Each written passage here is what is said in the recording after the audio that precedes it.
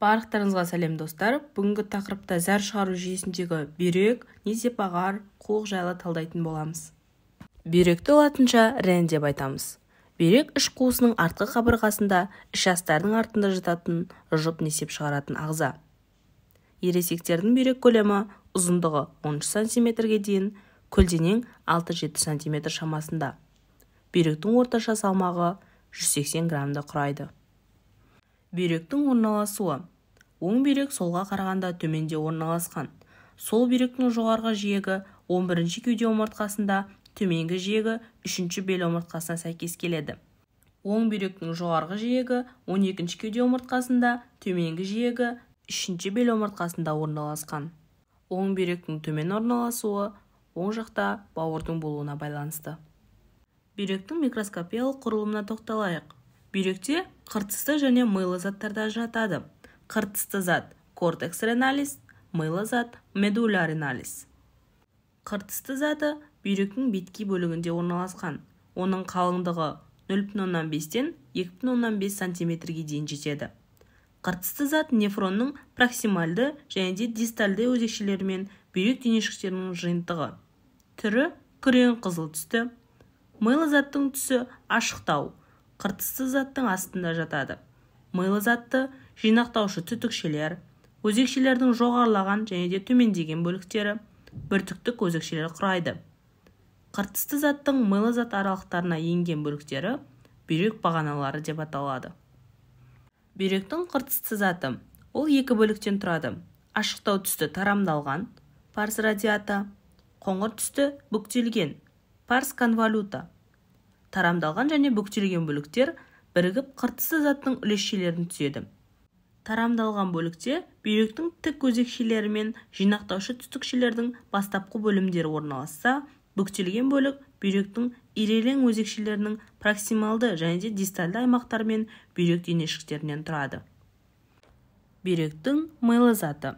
Оны бүйрек пирамидалары деп айтады. Пирамидес реналис.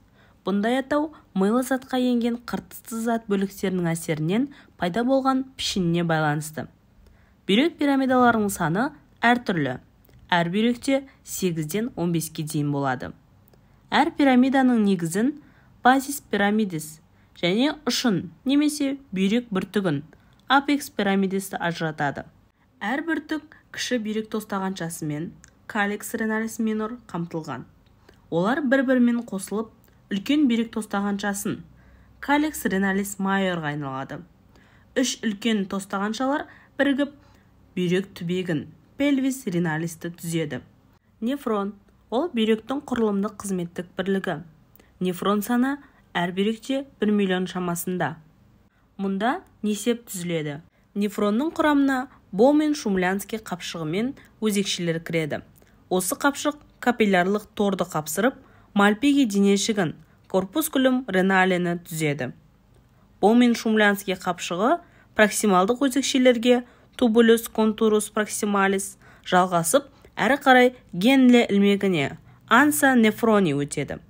Ол өз ретінде дистальдық ирелеңдеген өзекшелерге тубулюс реналис дисталис ауысып, жинақтаушы түтікшелерге тубулюс реналис коллагенеске құяды.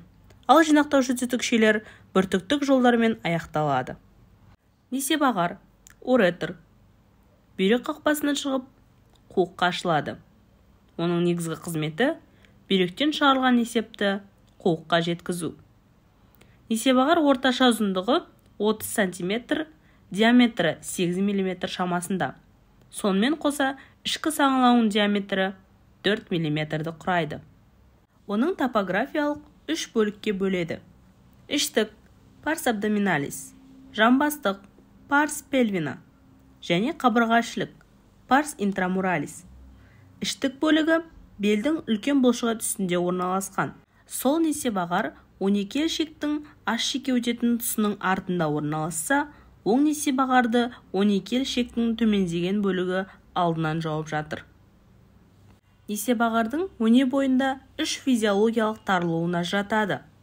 Бүйректен шыға бере, бүйректік, іш бөліктен жамбас бөлігіне өткенде, жамбастық және несеп қуыққа кіргенде, қабырғашілік.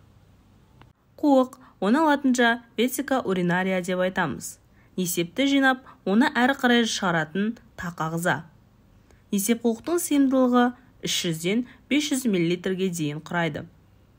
Қуықтың келесі бөліктерін айырады: денесі, корпус, ұшы, апекс, түбі, фундус және мойны, цервикс. Сіздермен бірге медицина әлемі каналы. Пайдалы ақпарат болған болса, лайк басып, тіркеліп кетуді ұмытпаңыздар.